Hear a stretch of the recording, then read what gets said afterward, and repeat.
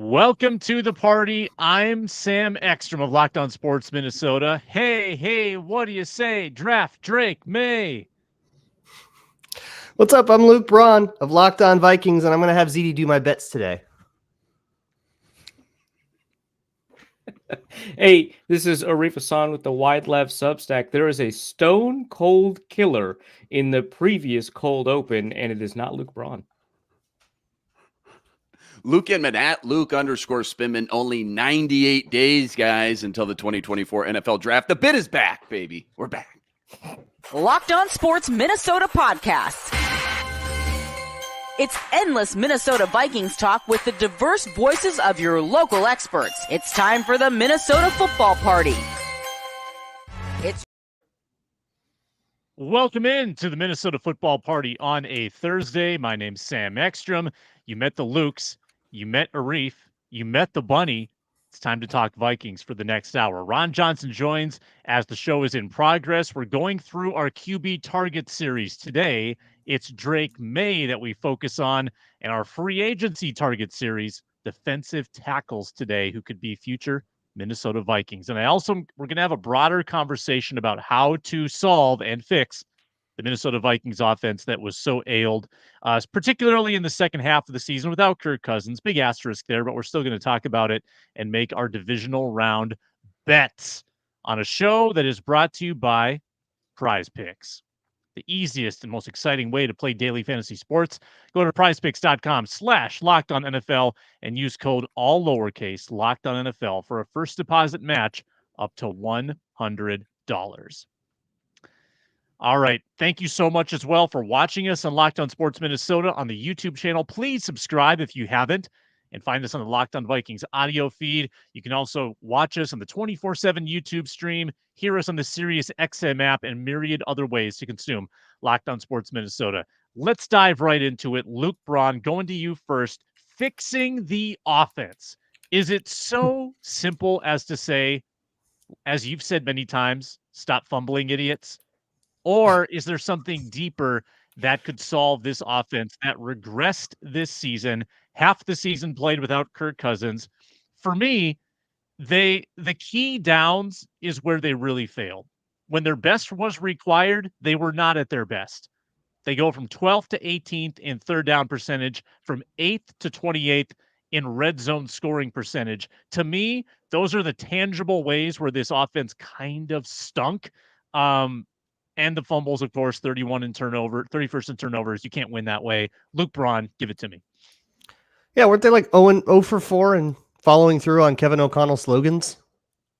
Like, just really never had situational masters. Masters. Yeah. Be your best when your best is required. What are his other slogans?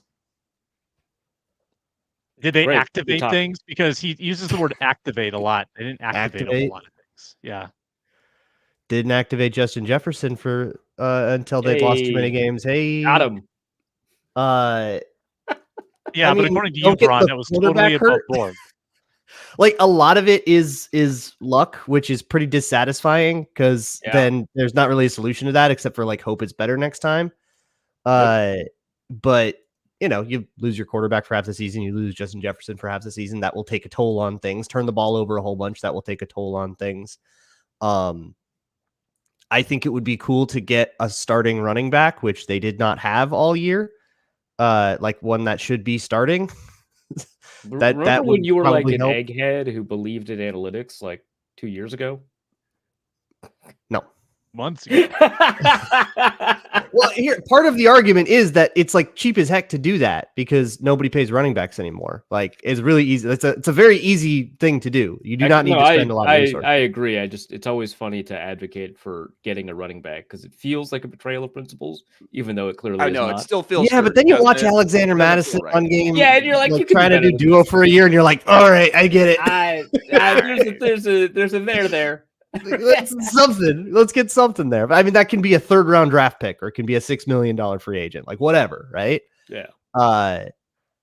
That would be very cool. And then I think, honestly, schematically, I liked a lot of what they did. Yeah. And I think it was just that down the stretch, they were trying to do this Dobb thing. And then I don't think they did a good job of setting up Jaron Hall. I think they did a very good job of setting up Nick Mullins, but you can only control so much of Nick Mullins.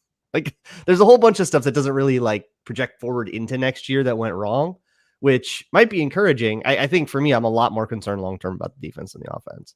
Mm-hmm.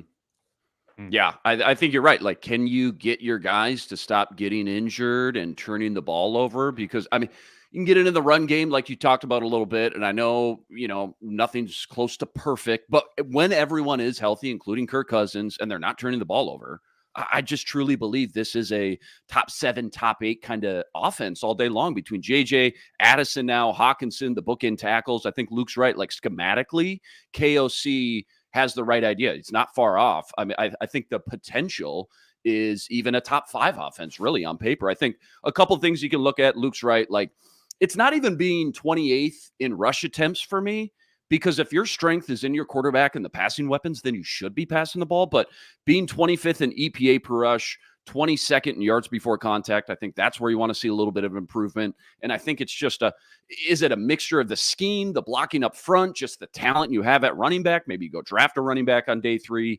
Their success rate rushing the ball was in the top 10. So I don't think it's a matter of running the ball more necessarily, but just running it more efficiently when you do. I'd like to see some stats or analytics actually on some of the pre-snap motion that was used this year too, because it didn't seem like KOC used that as much as I thought he would compared to last year. And even going back to when he was hired, watching some of the Rams offense in running games specifically, maybe that could create some better running angles and lanes more consistently as well. But being more efficient running the ball, I think, is kind of an obvious one. The hot, cold stretches this offense went through too, even going back to last year, that Miami game really sticks out to me when I hear that.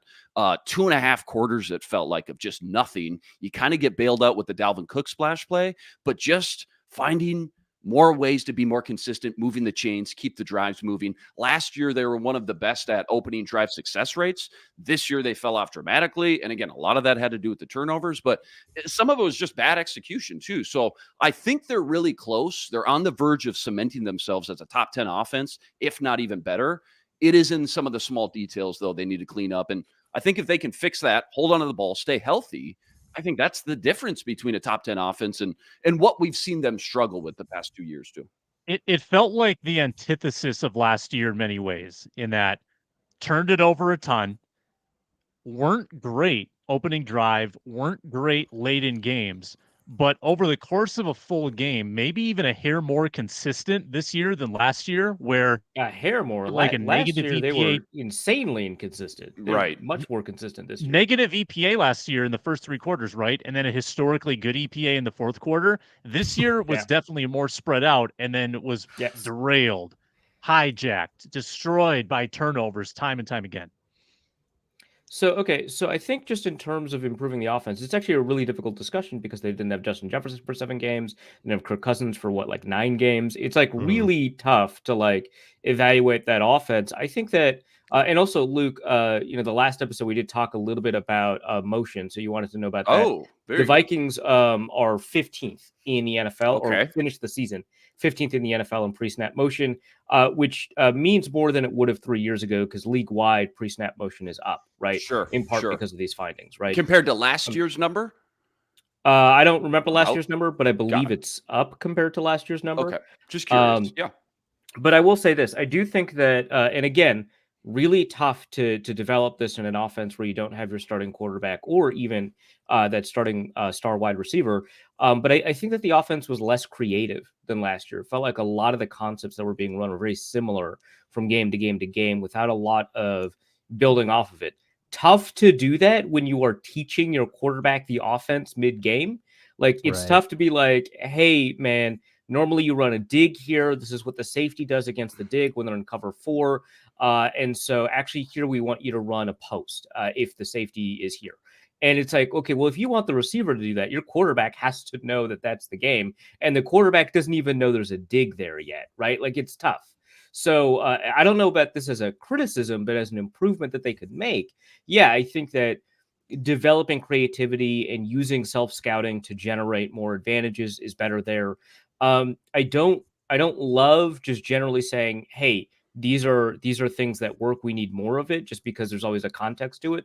But I do think that the Vikings could have invested themselves a little bit more in the bootleg play action game, which I mean, Luke Braun has written already a little bit about how that works for some quarterbacks and it doesn't work for other quarterbacks, and you have to be pretty judicious about it. I think for Kirk Cousins, it works very, very well, and I would like to see a little bit more of it, regardless of how often they run the ball. And I think Kevin O'Connell is a little bit too attached to the idea that he has to run the ball well in order to do a boot action well. He doesn't, and I think that he kind of academically knows that, but I don't think he feels that in games, and I think that he has to kind of trust that the numbers are working to his advantage there. I would like to see a little bit more pre-snap motion, but actually more than pre-snap motion is playing with tempo more often. And if you have to sacrifice doing pre-snap motion in order to play with tempo more often, I'm comfortable with that. This is not something I've seen a ton of people in analytics cover, but those are kind of trade-offs a little bit. And I think that the Vikings do pretty well when they screw around with defensive timing by changing when they snap the ball and how often they get the ball quickly versus late, and what advantages that can or can't provide. So I would like to see a little bit more no huddle in the middle of games, not make a no huddle offense, not run a K gun or anything like that, but to play around with tempo to keep defenses a little bit off track. So stuff like more creativity, more boot action, more tempo, maybe more pre-snap motion. Those are the things I would like. But again, a lot of these things may not have appeared last year because you want a quarterback comfortable in your offense before you have to make sure they know the rules before you can break the rules, essentially, right? And Dobbs didn't know the rules. Mullins doesn't know rules. I think it's kind of a weird. He doesn't respect rules. Yeah, rules are not a thing in his universe. And then Jaron Hall obviously is still like learning the system, and so trying to like pivot and color outside the lines when he's already kind of trying to figure out where the lines are. That's tough too. So that's where the offense can improve, but it's not necessarily a criticism of how it was handled. Remember when Kevin O'Connell tried to do a quick snap and pre-snap motion at the same time in a 4th and 1 in overtime? Yeah. Sure do. Can an answer to this question be less idiots? Like, don't be idiots as much. Like, there's so many times that it was just, whether you call drop idiot stuff, fumble idiot stuff, penalties, all of that stuff, from down to down to down. When they played the straight up game, they were really good on offense. They moved the ball really consistently, except for certain quarterback debacles. But then they were idiots. And they lost. Kirk Cousins led the league in passes that were dropped in week 13. He hadn't been playing for like 5 weeks. Insane, dude. Insane. And the Vikings only lost a fumble once in the last 11 or so weeks, and still either led the league or were one of the top teams. That's how badly. They started throwing interceptions then too. They kind of luck is going to dry up. We got to replace these turnovers. Yeah, Mullins with 4 versus Detroit. Yeah, there's a turnover vacuum. Yeah, we have to replace that production. Quick inventory on Josh Oliver, because this was the magic bullet. I won't hear otherwise. This was going to fix, improve, enhance the offense. Here's the final numbers on Oliver this year. 27 snaps a game, 5th amongst tight ends in run blocking, 50-something pass blocking, 313 yards, and the running game did not meaningfully improve. So was that worth it? I mean, I guess it wasn't worth it for last season because they didn't have a running back that could take advantage of the things that he was doing. But that's like saying like getting a better guard's not worth it because your run game didn't improve. Like, it's a good investment. It didn't bear out because there's a necessary synergy for it to bear out. And the other element of that investment did not bear out. So it's not as if the Vikings made a bad decision signing Josh Oliver, nor did they use him wrong. It's that they didn't find a way to take advantage of what he does.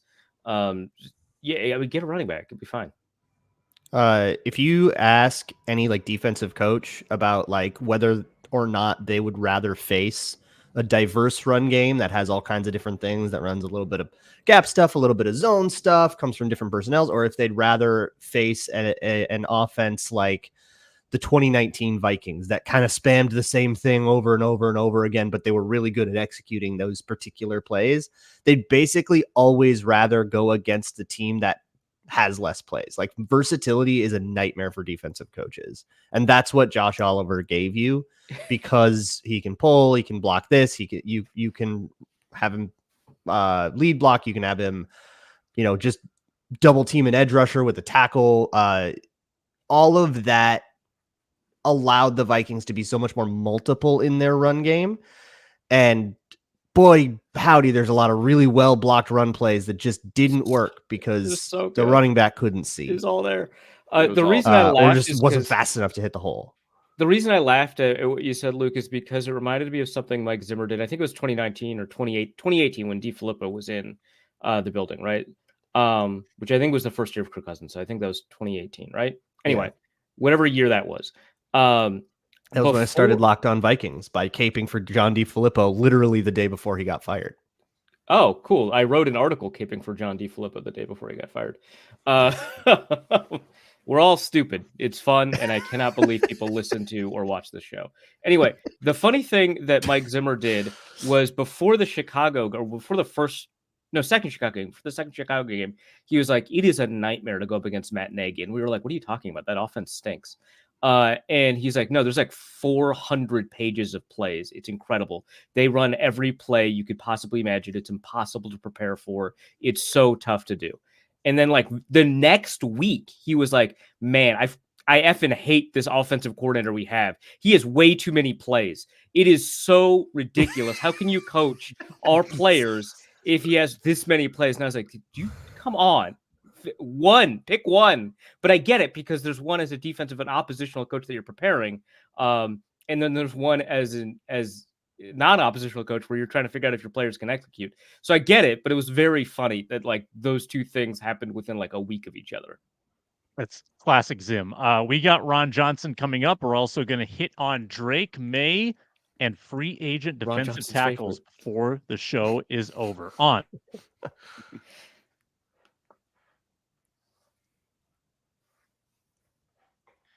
Today's episode is brought to you by BetterHelp. Sometimes we all need the opportunity to get something off our chest. Big or small, certain things can really start to get to you. It's important to let that out, especially to someone who's unbiased in your life. There's great value to that processing, to talk to somebody who's sort of outside of that inner circle that can listen, that can help you work through things. Therapy can be different for everybody. It's not one size fits all. Most of us have bigger problems than our favorite sports team. It's important to get things off your chest once in a while. So if you're thinking about starting therapy, give BetterHelp a try. Totally online, which makes it flexible, suited to your schedule. Visit betterhelp.com/lockedon to get 10% off your first month. That's BetterHelp, HELP.com/lockedon. Get paired up with a therapist of your choosing. Switch anytime. Get 10% off your first month at betterhelp.com/lockedon.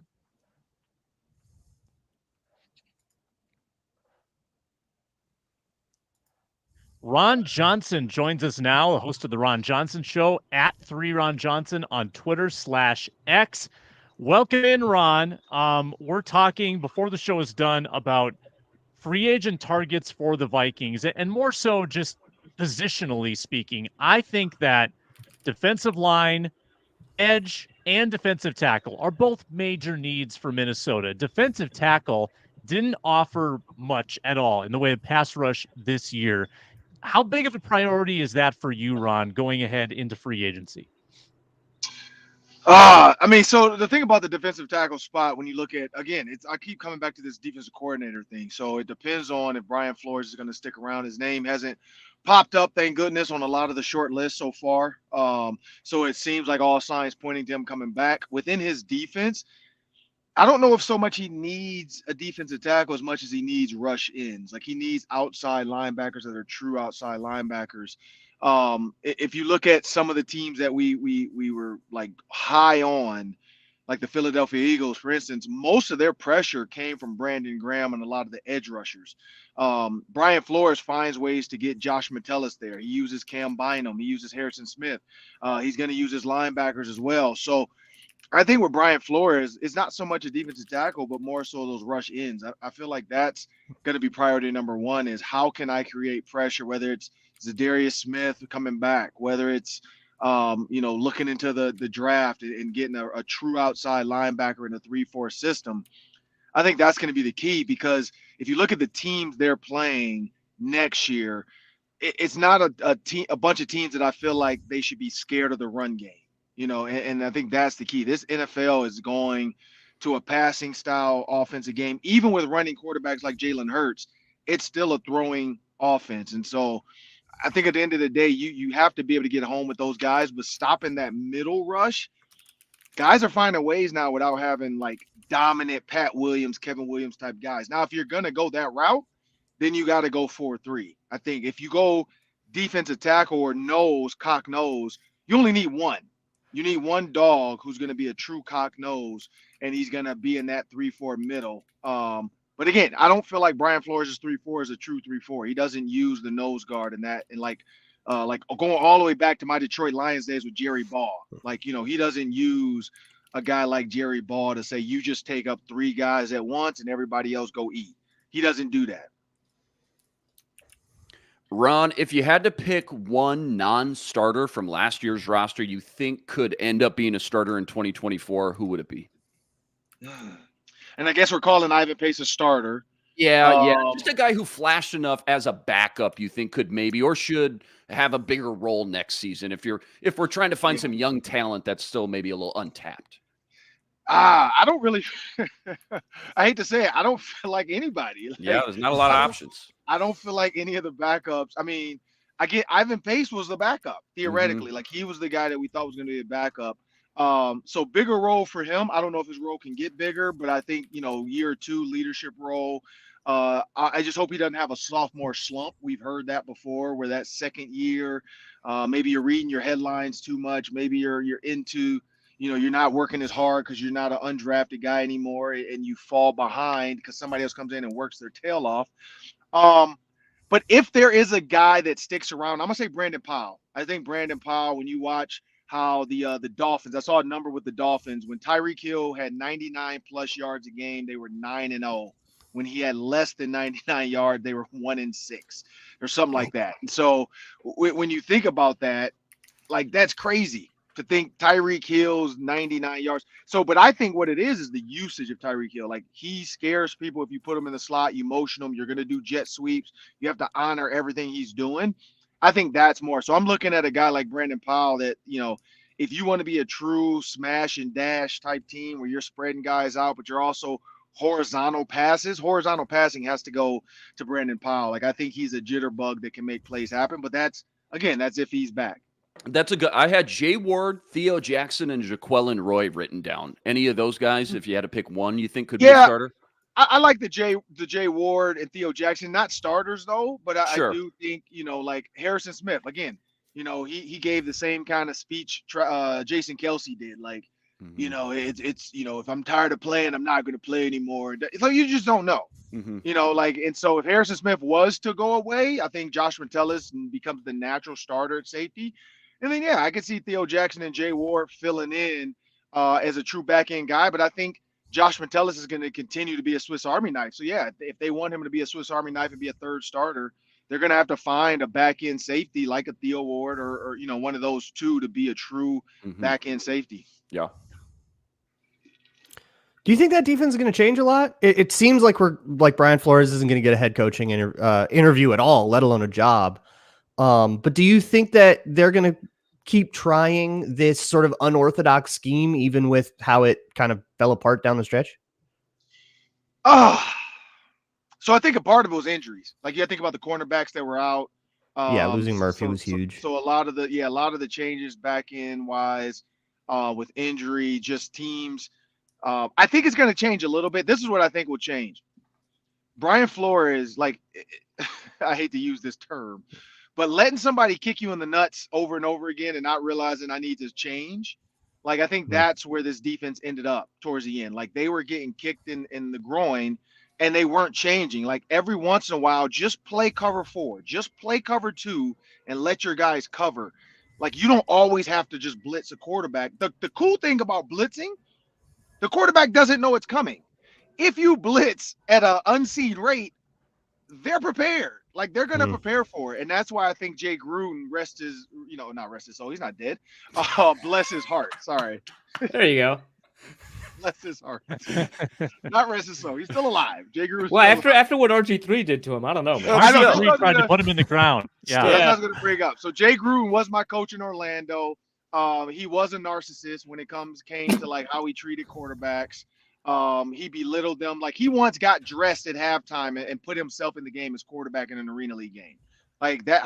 That's how you really make your quarterback feel like crap. It's like, look, I'll do it. You just go sit on the side. Let me show you how to do this. And so when you think about Jay Gruden, hold on. Did it go well? Did he play better than the starter? I don't remember. It was the year before. Is it like a year or two before I actually got there? I just heard the story when I got there because our quarterback at the time was Shane Stafford was his name. No relation to Matthew. Right. And they had knockout, drag out fights in games where it was like FUJ. Like, I mean, I remember he threw an interception one time and then came back and threw a fade to me to win the game against Kansas City, which Ricky Foggy, funny enough, was the coach. And we beat him on a last second, like, it wasn't a Hail Mary because the fields were like 50 yards, but it was like a 40, it's like a 40-yard throw or something, which in Arena League, that's a deep ball. And we came away with the win. And he literally like looked at Jay like F you, like, and said it, so like it was a very toxic relationship they had. But I've heard other stories about Jay and the teams he's been a part of. But anyway, he was trying to say that if he had ever sent a quarterback into a game unprepared for the blitz like they did Jalen Hurts with the Eagles, he's like, I apologize. And that's when RG3 jumped in. So to his point, if you know you're going to get blitzed, at a rate like that, come into the game with blitz beaters. And that's what teams start doing to Brian Flores down the stretch. They was like, look, let's just have a bunch of blitz beaters. Here's the quote unquote word we're going to use. If it's tango, if it's cowboy, whatever it is, if it's here we go, whatever it is, here's our word to let you know what you're going to do within this blitz scheme. And then after that, it's like, look, I'm gonna hold the, like, guys, just give me a half a second. That's what the Packers did. Give me a half a second because somebody's gonna come wide open because they don't have enough guys to cover 4. Like, they're blitzing 8, we send 4 in a route. I'm gonna take a hit, but I'm gonna do it running backwards and throw it off my back foot. And that's what Jordan Love did. That's also what you saw Josh Allen do. And so when quarterbacks know they can, and Jordan Love did it to the Cowboys too. But when you can do that, every once in a while, fake the blitz and then drop 7 to cover. And then the quarterback screwed because in his mind, he's like, oh, shoot, I was expecting a blitz. Now what do I do? And that's what you see in some of these quarterbacks that everybody's like, oh, that's just a coverage sack. Or that's just like Brian Flores really never had coverage sacks. And I think that's what's going to have to change. So when it comes to looking at these quarterbacks, when we talk about how like Jordan Love adapted really well to the blitz, how we saw, Josh Allen do a very good job kind of changing the circumstances. It's not something that Cousins is known for, but it's something he's done a little bit better over the past 2 years. And I just kind of wonder, and I know that these what ifs are like very obnoxious, but because of Cousins' reputation as like a guy who doesn't do well in the playoffs, but also as a guy who's done better in clutch situations over the past 2 years, genuinely, do you think that if Cousins and Jefferson were healthy, and obviously huge if, right, that they make waves in the play, they have a deep playoff run? Yes, I do. The reason I say that is because, like, Justin Jefferson is not going to shy away from the big moments. Like, people try to say Tyreek Hill shied away. I don't think Tyreek shied away. Tyreek Hill froze his butt off. Like, his blood was Miami blood, and he had been in Kansas City for a while, so he was used to it. But then when you're away from it, it's like coming back to Minnesota after a vacation in Florida or Mexico, and then your body just takes time to adjust. Tyreek Hill just didn't have time to adjust. So you see him running a route, his hands before he's about to get jammed are in his hand warmer. Like, that's ridiculous. That's rough. That's rough. Oh no! And then he gets absolutely jammed to the ground because he forgot. I don't know if he forgot or he couldn't get his hands out quick enough. But it's like before the snap, he's sitting there like this, looking at the quarterback. And then he put, like, there's no way you're gonna come out of this, get rid of a guy, and then go. Snead was like, all right, You want to try me like this? I got some for this. I don't even know if that coverage was supposed to be pressed, but I guarantee he probably looked and like, this dude's hands is in his hand. All right. Because he's back like 2 yards and then he just like charges at him. Like he doesn't even try to cover. Right. It's just like, I'm going to catch you off guard. And so, like, you know, little things like that. When you think about Justin Jefferson in the playoffs, like he went to Buffalo and killed it in the cold. Like he's built for those type of moments, and he lives in Minnesota. So just walking around in this crap at 5 degrees, your body's naturally just gonna be okay being in weather like this. And there's all types of like, you know, equipment you wear, blah blah. But yes, I think Kirk Cousins and Justin Jefferson. They definitely fully healthy the entire year. Kirk Cousins is a different beast. Like there's just certain throws, and I know Luke's seen it. Inman, when you watch, Bron. Well, Inman maybe, but I know Bron watches a lot more film. Yeah, maybe. When you,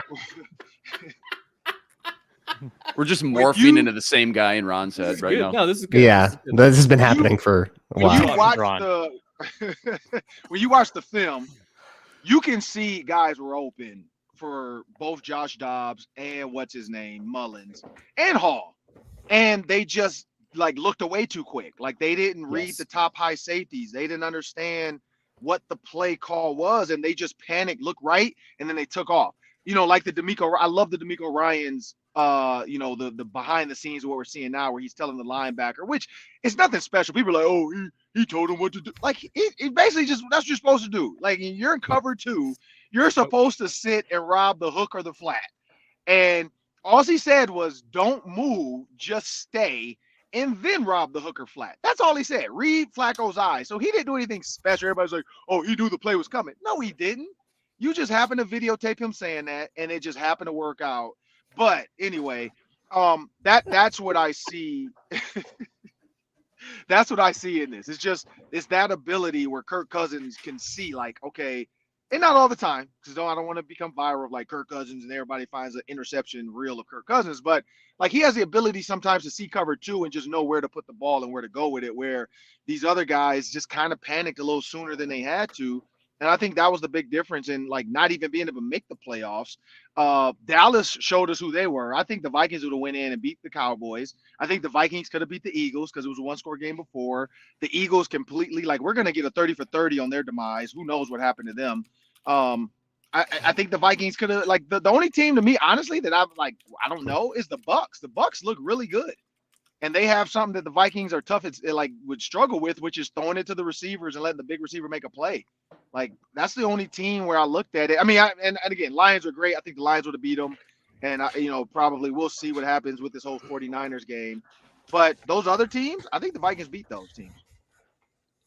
Ron, your not fantasy football, your arena football and Ricky Foggy stories jogged my memory. We are getting an arena football team here in Minnesota called the Minnesota Myth, coached by Ricky Foggy. Yep. And it just so happens, Ron, that on Saturday, you, for a price of $100, could try out at the Larson Football Performance Center. Let's go. To make the Minnesota Myth. What do you say? Oh, I need a massage first. I need somebody else's lower back. And I need a couple other people's knees, and then I'll be able to do it. They just need that crafty veteran route runner who can move the chains, Ron. That's all we need. I can come in and be a receivers coach for Ricky. We'll have to get Ricky on my show, though. We'll have to do an arena football. Yeah. Maybe get him on there you go. 100%. There you go. Minnesota arena football talk on here. Just see what happens. We'll see if he learned from Jay Gruden about how to deal with the team at halftime and deal with the quarterbacks. The one thing I do know is Ricky can't throw anymore, so I don't see him putting himself in the game like Burt Reynolds in longest yard. Like I don't see Ricky going in the game. Are you headed to the gym right now? Are you going to Lifetime? Set up the cones in the gym. Start working on the shuttle and the 40 and the running 100. You've got 48 hours to get prepared for this run. 9 o'clock Saturday morning. Saturday morning. I wish I could. My daughter has a volleyball game, and my other daughter has a basketball game. Oh, classic! Can't do it.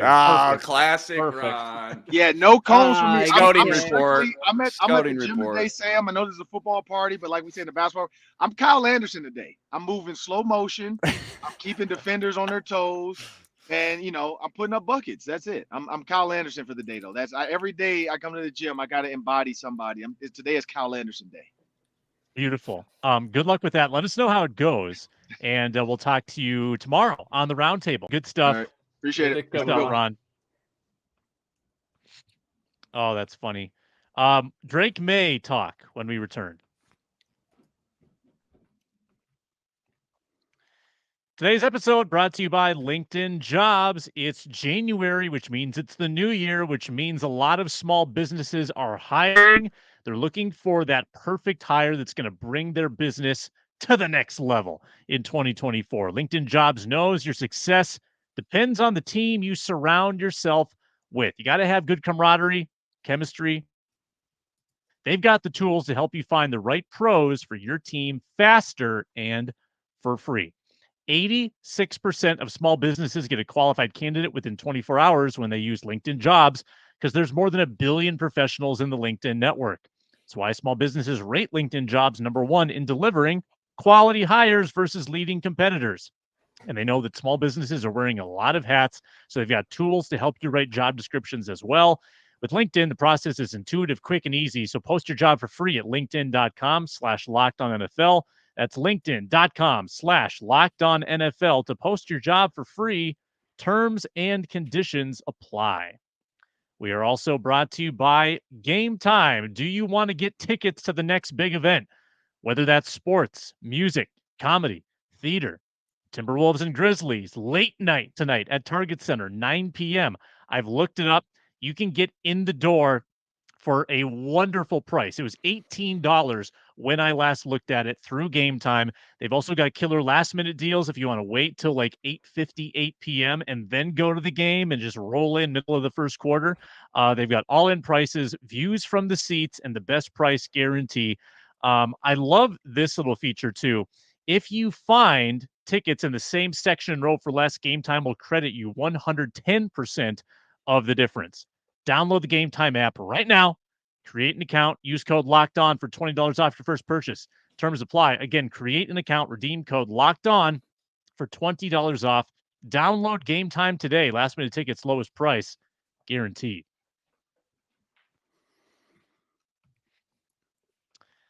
Hey, what do you say? Draft Drake Maye. Should the Vikings do it? I think that Drake Maye is going in the top 5. The Vikings pick 11th. To me, he is not a trade-up quarterback. This is not so if you're trading up for Drake Maye, it probably means that you're passing on like a Jaden Daniels. Maye scares me as a trade-up option. I think that you take him with your pick, and maybe you're happy with that. I would not trade up for Drake Maye. So my hey, what do you say, draft Drake Maye? Actually, I'm not that positive. Someone tell me I'm wrong or right. Luke Inman. Well, I just think even though everyone's already writing Caleb in at #1 in Sharpie, that there will be at some point. It's a long draft process. We do this every year, 3-4 months. You basically see about every possible scenario by the time we get to draft, right? Between mock drafts, the big boards, the combine shakes things up, Senior Bowl shakes things up. So even though all the tape's done, it still ends up being a very fluid situation.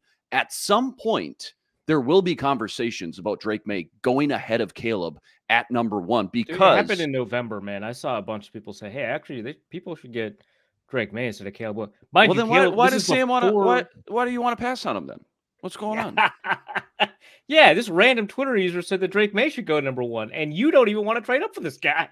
Well, and here's why, though, too, because it's kind of similar, and I'm not comparing him to Anthony Richardson, but the hype he got at the Combine. Drake Maye's going to show up to the Combine, 6'4", 225, big frame, powerful runner, can create with his legs, got a lot of arm talent, all that, great field vision, things like that. He's going to show up to the Combine. He's going to be bigger by a mile by everybody else. Caleb Williams, 6'1", 200. Jaden Daniels is a toothpick.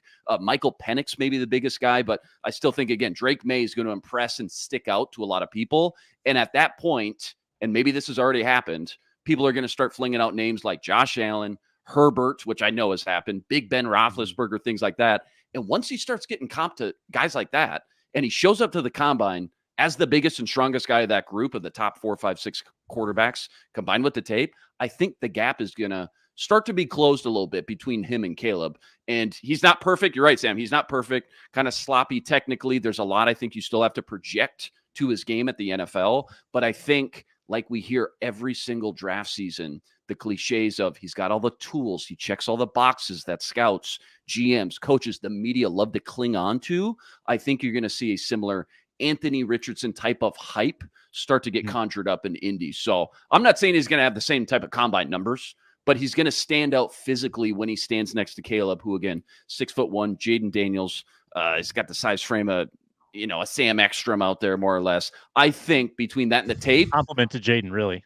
Right. I think between that and the tape, well, check Sam Ekstrom's combine footage out. Actually, if you want to see the real, still lives on we've got YouTube. that. I think he ends up. There's conversation. He ends up could be the number 1 pick. I think at worst though, he ends up going top 2. Wow. So here's my concern. It's that you look at what his profile is, and it is very much Josh Allen. And it's so easy to point to Josh Allen and say, well, look at him. Took him a couple of years, but look at him now. And projecting or comparing is so dangerous because Drake Maye is really inaccurate, and he gets more inaccurate with volume, right? Like he's got games this year where he's 24 of 48, 16 of 36. God, that rules. Padded a lot of his stats against non-conference teams, like had 4 touchdowns against something called Campbell. But he does have tools. Are those tools? Let's go. The Dan Campbells. Is that going to improve on the same trajectory that Josh Allen improved? There's no guaranteeing that at all. That's why I'm nervous to assume that because another big-bodied quarterback who can move a little bit did it, that Drake Maye will do it as well. So I have a question. I haven't watched any Drake Maye, so I kind of have to sit this one out. Probably he's coming up next because I'm still working on Jaden Daniels stuff. But is he going to look misleadingly well in shorts? Because that feels like the combine thing you guys are talking about. Is this going to be one of those things where when there's no pressure, he's going to go like throw a bunch of dimes and Zach Wilson this? Go ahead, Aretha. Okay, so I think that you're all way overselling how raw Drake Maye is. I don't think he's that raw.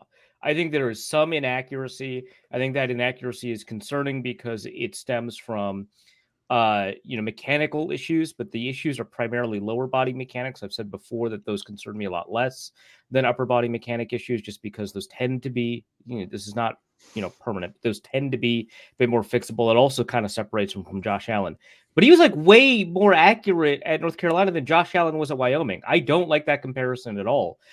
He also isn't nearly as athletic. He's got a very strong arm, but it's not nearly the arm strength of Allen.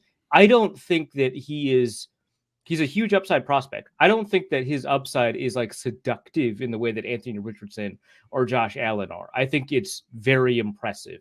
And I think that he does a very good job getting through his progressions. I think that he does do a very good job reading defenses. He's just he just loves risk, right? He's a risk reward guy. I don't think he makes the wrong decision because he's reading the defense incorrectly. I think he makes the wrong decision because he thinks he rules, which is hard to fault, honestly. Very Josh Allen. like right. Yeah, right, yeah. But it's not that he's like, oh man, you shouldn't have thrown to that guy. The rotation was like this. He's double covered. The safety's lurking. You didn't see him. It's like you shouldn't have thrown to that guy because that window closed half a second before you thought it would, or something along those lines. It's not. I don't think it's a misreading defenses thing. And his accuracy is not like wonderful, but it's not like catastrophic or anything. I like him a lot. The one thing, Sam, is I think phrases like if you have a top 5 pick and he falls to you, draft him, but I wouldn't trade up into the top 5. I think that's nonsense. Those are the same thing. They're the same thing. They cost the same amount of dollars. Like that's well, they all don't. it means. Trading up costs way more. And trading down is an opportunity cost that costs the exact same. It's the same thing, Sam. You are giving up the exact same number of draft picks by picking them where you are because you're not trading down. It's an opportunity cost. So let's play this out, and this won't happen. If you have a top 10 grade on Drake Maye, but not top 3. Is my board positionally adjusted? So yes, so you have evaluated and determined that Drake Maye is a top 10 quarterback, or a top 10 player. I mean, he's not a top 3. So that is a bad value proposition to give up assets to move up for him. However, if he were to fall to 11, suddenly it becomes a good value proposition. Now, at the quarterback spot, it's risky to make your decisions based on sort of the value bet aspect of it. But that is what I'm getting at.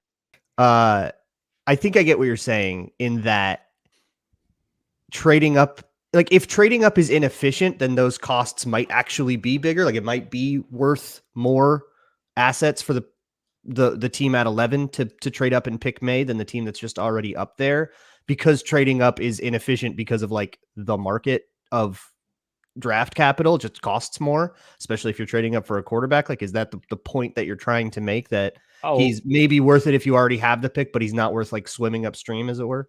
I'll add that the analytics that tell us that trading up is bad make a specific carve out for quarterbacks that they don't tend to apply to quarterbacks. And then even though there's an extra cost to trading up for a quarterback historically, that they tend to figure that that's actually worth it. So I'll add that it's not the same as trading. And in the same vein, probably not worth it to take a quarterback at 11 just because there's value if you don't think it's a good quarterback or a good enough quarterback. Right. You got to take the exactly. Exactly. Okay, yes. But yeah, to bring it back to a discussion about like Drake Maye specifically, not about trading up, because I think the existence of Jaden Daniels complicates this discussion a decent amount, because like, why would you trade for Drake Maye when you can get Jaden Daniels, right? I think that he's a very good quarterback prospect. And in fact, I very much sympathize with the people that like him more than Caleb Williams. And I think though people overplay the mental makeup stuff about Caleb Williams to the point that I'm like very concerned, and I think it's kind of, I don't want to say the word disgusting, that's too strong, but it's distasteful the way that they talk about Caleb Williams, and some of the stuff that he does I don't think is a red flag at all. I do think that he is not quite mentally prepared to play quarterback in the NFL at the moment. And I do think Drake Maye probably is. You can't tell, I can't know. But based off of the things that I am aware of, which is a very limited perspective, I think that that is a differentiating factor in favor of Drake Maye, without trying to impugn Caleb Williams or the fact that like he's emotionally available to his mom or whatever people are complaining paints his nails. Yeah, whatever. I don't care about that. Yeah, but like, yeah, that's what people are talking about. But I do think that there is something about like Drake Maye's, especially like the mental fortitude late in games when it's close, right? That I think is something that, you know, as an analytics person, I don't love digging in on and talking about or focusing too much on, but I do think is a differentiating factor. This is stunning, but we've run out of time, and in fact, on overtime once again. It's crazy. This never happens. So here's what we're going to do. We're tabling our defensive tackle discussion to Monday. We will get into free agent targets, defensive tackles. So this whole show is just a big tease, which is what they teach us to do. They teach us to tease. We're teasing to Monday. Yeah. That's called a horizontal. Exactly how they teach this is what we were taught to do, is dissatisfy our listeners, set an expectation and then fail to meet it. Yep. Yeah, it's the opposite of what Scotty tells us in Shark Tank. Keep dangling that carrot. Over like promise, under deliver. Of tea or tart discussion. I was going to talk about tea or tart. I like tea. Of course you were. Yeah, obviously. Yeah, I'm a big fan. First contract guy. Tea or tart also. Yeah. Really fun to say. We will do a bonus video with our divisional round bets. Arif Hassan has to go in like 11 minutes, so we better hurry. Thank you for watching. Thank you for listening to today's Minnesota Football Party. Talk to you Monday.